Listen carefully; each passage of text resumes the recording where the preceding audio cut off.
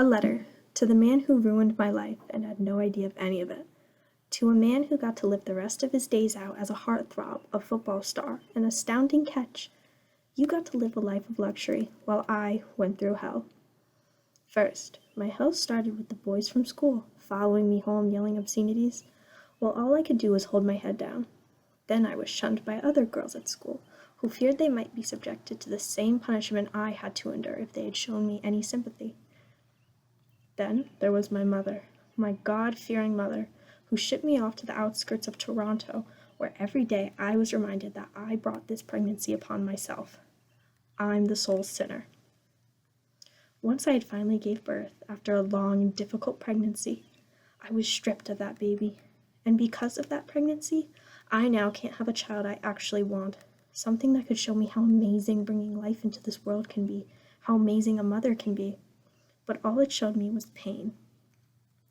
I couldn't face my town.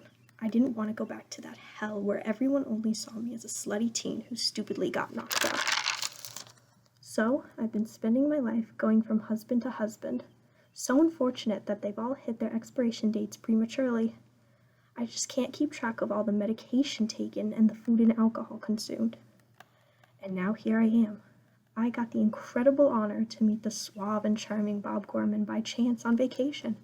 You are pathetic, really. You, just like every other man I've encountered, think you're so effortlessly irresistible, as if I couldn't see through your meticulously done flirting and respond back in just a way that would make me appear as a possible hookup. Or hey, maybe you actually saw some potential in us as a couple.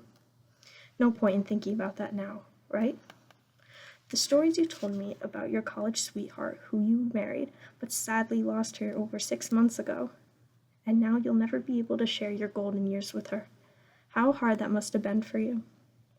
I could shed a tear, really. But no matter what loss you would have experienced, nothing would ever amount to my hell. You must think I'm crazy. If you could think, you'd probably be wondering who this psycho bitch is and why she's got so much animosity towards me. My name is Velma. Remember me? 3 years your junior at the Snow Queen's Palace Winter Formal. I thought I was in love.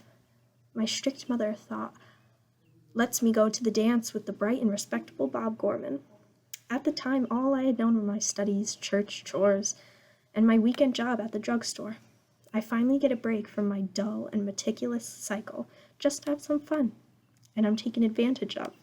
I'm assaulted. I'm raped in that shiny red convertible of yours, then forced to walk home because I was crying too much. So while you didn't even recognize me after all these years, couldn't give a shit about me, I can't forget no matter how much I tried, because that night has affected every day since.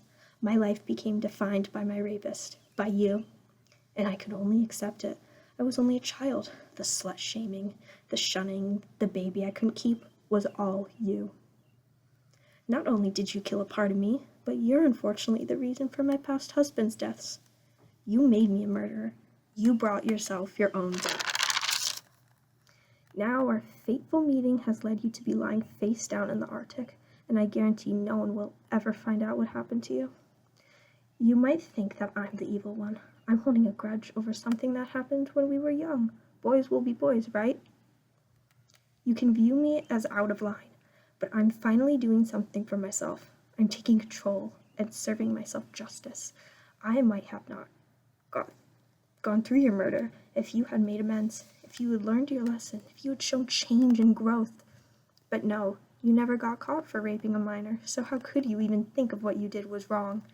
And better yet, when I finally revealed myself as Verna from high school, I got a smirk in return. You really have no idea of how evil of a person you are, or at least were. I wish I could say I was sorry for all this, but I know what I'm doing is right. No one else could help me but myself, so over these stone mattresses is your final resting place, where the ravens and lemmings can ravage your body, tear you apart, violate you, just as you has done to me. Signed, Verna.